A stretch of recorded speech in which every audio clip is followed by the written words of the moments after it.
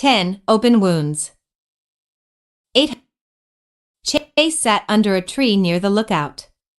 He had told Skye to meet him there after a mission. He tried his best to calm his nerves. Today was the day. The day he'd confessed to Skye the feelings he had hidden for so long. After a few minutes alone with his own thoughts, he heard someone approaching. He didn't even need to look to see who it was. "So what did you want to talk about, Chase?" His heart's pace instantly picked up. How was he already thrown for a loop just by hearing her voice? Her high-pitched, angelic, beautiful voice. He could listen to it for hours, hear her say her catchphrase 1,000 times before he ever thought about getting tired of it. Chase mentally slapped himself, realizing he needed to focus. "Oh, you're here." "Of course I'm here, you asked me to come." Skye sat next to him, "and I just can't say no to you." He blushed. How could a pup be so precious? Chase chuckled. "I wouldn't have wanted the girl I like to have not come." "Yeah." The cockapoo giggled before letting out a squeak. "Wait, what?" "I think you heard me right." The shepherd looked at her with a smile warmer than the sun. "I like you." "Like, as in like? Her tail began to wag. Chase nodded. "I really like you, Skye." I like you too." Skye suddenly tackled the bigger dog, resulting in them tumbling on the ground for a few feet. The two pups stopped, Chase noticing that Skye was on top of him. Chase chuckled. "I guess you really do feel the same." "Of course." Skye nuzzled into his chest. "I'm so glad." Chase then used one of his paws to lift her chin so that they were eye to eye. The shepherd began leaning in. Chase was seizing his moment now. He had seen thousands of romance movies. Doing what he was planning couldn't be so hard, right? Just a simple kiss. He saw Skye close her eyes. Just mere centimeters apart, Chase was about to cross the final distance until he woke up. 1. Biscuits. The shepherd cursed in his head, it seemed so real. The dream he was having almost seemed like it was happening in a completely different reality. Maybe Skye hadn't been taken and Chase decided to confess despite his worries. But he knew that was never gonna happen. Again, he wasn't risking the dynamic and efficiency of the team for his own personal gain. He wasn't going to lie, it sure did hurt.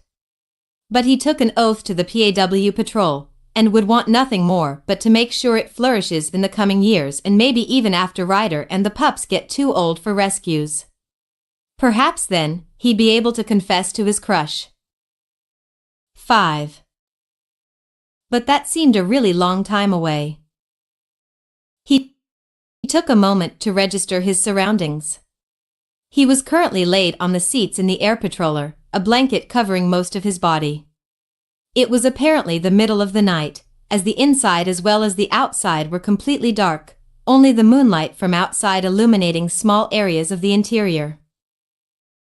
He looked at Marshall, who was covered in a red liquid he hadn't remembered seeing before. The white areas of his fur were stained with it, and the Dally was fast asleep. "You'll also like Marsh." Chase tried to speak, but yelped in pain the second the muscles in his face moved ever so slightly. He put his paw up to the area where it hurt the most, realizing that there was a large bandage on his right cheek. "Oh. What happened to me?" Chase wondered, gently rubbing the bandage. That's right, he was slashed with a sword. Then he hit the floor. Everything after that was a mixture of red and black. The shepherd hopped off of the seats and began making his way over to Marshall. The Dalmatian seemed exhausted, dark circles forming under his eyes to give his usual white fur beneath his eyes a slight gray hue. How long had he been up taking care of Chase? "Thanks, Marsh." The shepherd put a paw on his head. The sudden touch made Marshall stir. The Dally opened his eyes and looked at the shepherd. Chase. Hey. Chase. Marshall shot up and hugged his best friend. The Dalmatian gently nuzzled his left cheek against Chase's uninjured cheek. The shepherd hadn't even realized what happened until he felt the shaky breaths of his best friend brush against the fur on his face. Marshall. I was so scared. Marshall spoke, hugging him tighter. I thought you weren't going to make it. It was just a scratch, wasn't it? Breaking the hug, the firefighter pup shook his head. After you passed out from shock, there was blood everywhere. Plus. Blood. Chase was a bit confused. You mean that red stuff? Despite being a police officer himself, Chase wasn't exactly familiar with injuries. That, and he was still just a pup. Blood and gore was never something Chase had ever thought of. Sure, he has seen others injured, like that time he and Jake were exploring a cave, but Adventure Bay was generally tame. Skinned knees, maybe. Sprained limbs, absolutely, but the red stuff? That aspect was very new to him.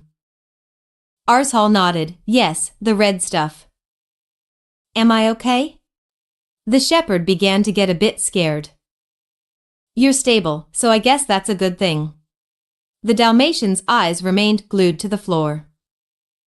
Chase's ears then perked. Wait, how'd you even get us out of there? Right. 6 hours ago.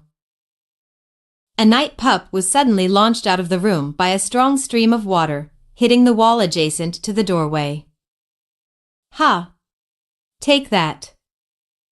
Sir Grolahad.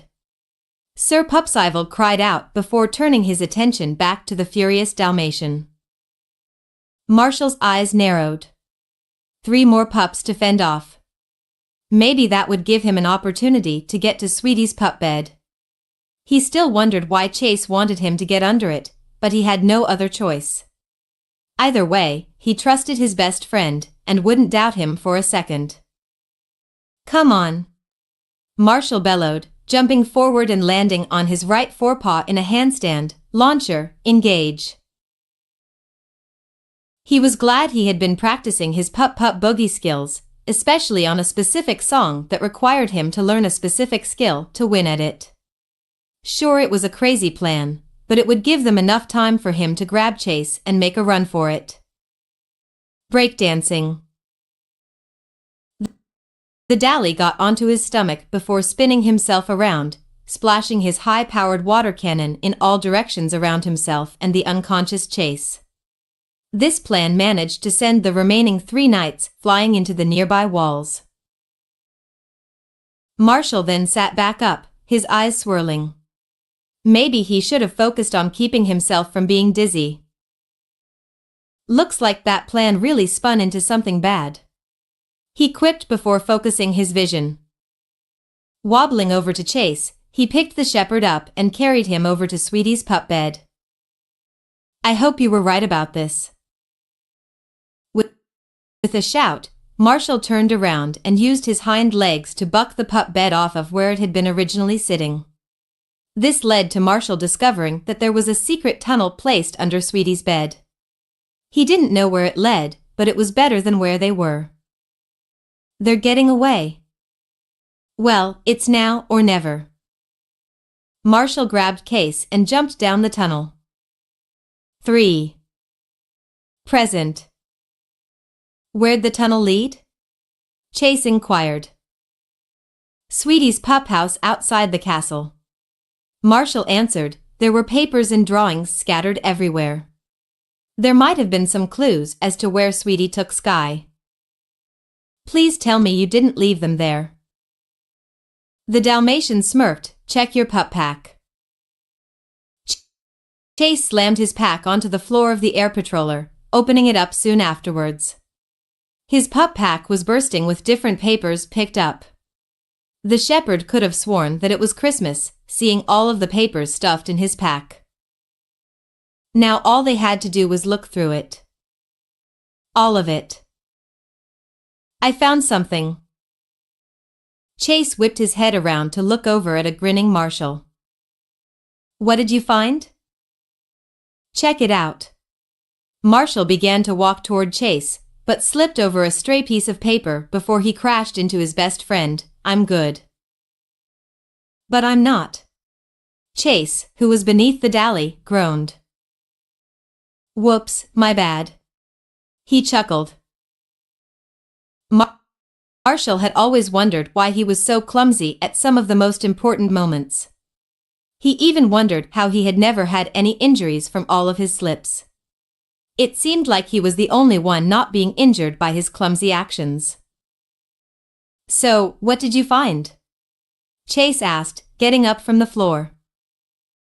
In a lot of the papers I was looking at, I kept seeing a place called Roughtopoulos mentioned. Chase suddenly darted to the cockpit of the air patroller. Robodog, where are we headed? The cybernetic pet barked before pointing at a screen. It appeared that they were on course to head back to Adventure Bay. What? The shepherd asked quietly. Chase. We're going home. Marshall told him hesitantly, standing behind his best friend. We'll talk with Ryder and come up with a new plan. But why? Chase asked loudly, why go home when we're right on Sweetie's trail? We could have died back in Barkingburg. Marshall retorted, you of all pups should know that the more responsible thing to do would be to tell Ryder.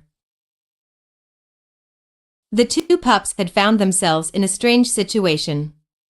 For the first time in their lives, Marshall was being the more responsible of the two, while Chase acted on emotion. Usually, it would be the other way around, with Marshall having a big heart willing to act for anything and Chase having a headstrong non-partial way of dealing with things.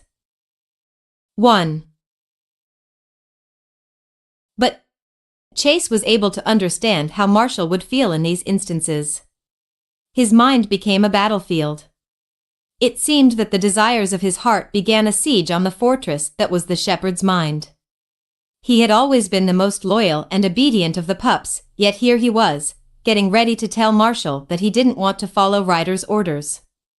He couldn't bear to be taken off the mission because of his injury, knowing that Ryder would not have him continue with this. Marshall, I want to keep going. What? Chase gulped, I can't just stop trying to find her after all this. But what about Ryder? Marshall asked, he's going to be worried if we head back to Adventure Bay and he sees us like this. See us like what? Have you even taken a look at either of us? The police pup took a moment to look at his best friend. He was covered in bruises, some of his white fur had been stained with Chase's blood, not to mention that his mission PAW gear was in shambles. Also, his Hydra launcher was broken, sticking a bit out of his pup pack. Chase then looked at his own body. His fur was messy and unkempt, his mission PAW gear was also destroyed, and that wasn't even beginning to address the wound on Chase's cheek covered by the large bandage Marshall put on top of it. So much had happened that he really did neglect to realize the condition they were in. Last he checked, they hadn't even eaten for a whole day. Was he being selfish again? Maybe. But he couldn't stand being on the sidelines for much longer. I know it's dumb, but if we go home and Ryder sees me like this, I won't be on the mission anymore. Chase's voice shook. I don't doubt any of you guys' abilities when it comes to rescues, but I don't want to be the one cooped up at home praying that everything turns out okay. Marshall remained quiet as he listened to his best friend speak. I'm sorry, I just want to see her again, Anne. I understand. Huh? Chase finally looked back up to see a sympathetic smile from Marshall. I said I understand. Marshall walked closer to him, sitting down in front of the shepherd. If our roles were reversed, and Everest was the one kidnapped, I'd surely be out of my mind by now. But you're keeping it together the best you can in order to complete this mission. 3. Yeah. The shepherd nodded. Wait. Chase looked at Marshall with widened eyes. Everest? Marshall's cheeks instantly turned a bright shade of red, which was easy for Chase to spot because of his best friend's white fur. The shepherd smirked at the Dallie's reaction to his question, glad to finally see Marshall squirm over a girl for a change. 1. Forget I said that. The Dalmatian demanded. You like Everest, don't cha? And no. I meant like a friend and stuff. Like Rocky and Zuma. Chase raised an eyebrow, like Rocky and Zuma? Okay, maybe that's not the best example. 6. Chase snickered. Okay, I like her, geez. Marshall groaned, slumping down. And here you were talking about me. This whole time you had a crush on Everest. The nerve of some pups. Chase stuck his nose up as though he were some high-class pup. The best friends broke into laughter. Somehow, even in the darkest of times, the two were able to make the other laugh. The two were exhausted, hungry, and beaten, but their spirits seemed as though they were rejuvenated by their simple and light-toned jokes. As the laughter slowed, Chase's smile fell once again. So, I guess we're going back to Adventure Bay. Marshall nodded. Yeah, we are. Right. The Dalmatian then gave him a smile, for a quick pit stop before heading to Roughtopoulos on the PAW patroller. 1. Chase's ears perked up, his tail beginning to wag. Really? Yeah. We're just getting started. The Dally exclaimed, I know you don't want to be taken off this mission, and maybe we'll be grounded for it, but I know you're doing what you judge to be right. I trust you. Right. Grounded. The shepherd instantly began to feel bad. It was one thing for Chase to accept getting into trouble himself, but getting Marshall into trouble was a different story. He was the responsible one, yet he expressed the desire to be selfish. But if he could do it just once, he'd do it for Sky. Hey. Marshall smiled. Let's get grounded together. Marshall? Chase asked, am I being selfish? Selfish. This was the most confusing question Chase could have ever asked the Dalmatian. Marshall had always known that Chase would do anything for his team, and if that meant going against orders and getting in trouble for it, he'd do it no matter what. Sacrifice whatever he had to. Be it his life, job, or even trust. Just like when they were just starting the PAW patrol. Hey Chase. A younger Marshall called out to him, watch how high I can bounce. Marshall and Chase were in Ryder's childhood home, where they spent the first year and a half before going to Adventure Bay. Marshall was bouncing on Ryder's couch, laughing cheerfully as he tried to do a trick. I don't know, Marshall. Chase looked at him with worry. What if you fall and break something? I'll be fine, Chase. I wasn't talking about your bones, you never get hurt somehow. The young shepherd used his paw to gently scratch his neck. I was talking about the things around you. I've been working on my clumsiness, I'm not clumsy anymore. Chase looked at his best friend with disbelief. He didn't know if he was crazy or not, but he could have sworn that he saw Marshall sneeze during breakfast. It would have been fine if it was just a sneeze, but that caused him to step on his food bowl and send his breakfast flying. Some of his dog food landed on the floor and caused Ryder to slip and fall on the ground. The rest of his dog food hit a light, causing it to burst and send glass flying. And it didn't exactly end there. The glass flew and broke a nearby window, the glass shards landing outside. This scared a nearby stray cat that ran right into the glass shards and cut her paws on them. The cat proceeded to yelp and cry in pain, running straight into their back balcony and breaking one of the rails on it. What was he thinking about again? Oh right, Marshall was most likely lying. I don't think this is a good idea, Marshall. Chase looked away. Marshall shook his head. No way, watch this. The Dalmatian jumped up high before trying to do a backflip. Had landing on his face been his goal, Chase would have considered it successful. Marshall then bounced off of the couch and hit a nearby lamp, knocking it down. Chase winced at the sound of shattering. Boys. The two pups exchanged a worried look, more so Marshall. The Dally looked ready to cry, knowing that he'd get a stern talking to and possibly a worse punishment. Chase felt empathetic for his best friend, who had just gotten out of trouble last week after breaking a window. Not the one from breakfast, but one in Ryder's room. Marshall was quite good at breaking windows back in the day. Chase shook his head. Marshall, go and get something to eat. But what about the lamp? I'll handle it, just go. But. Go, get out. Marshall yelped, scurrying from the room. Chase, meanwhile, got to setting up the crime scene. The young pup looked around and saw that the glass had shattered, spreading in a diagonal line from the back corner of the dresser it was set on. Chase moved to the other corner, making it seem as though he bumped into it and knocked the lamp over. Not a moment later, Ryder and a bigger human entered the room. Chase. The older man shouted, making him flinch in surprise. What did you do? The shepherd looked down, closing his eyes. Sorry, Norman, sir. I got carried away while playing with my ball and crashed into the dresser. How many times do we have to tell you pups not to play ball in the house?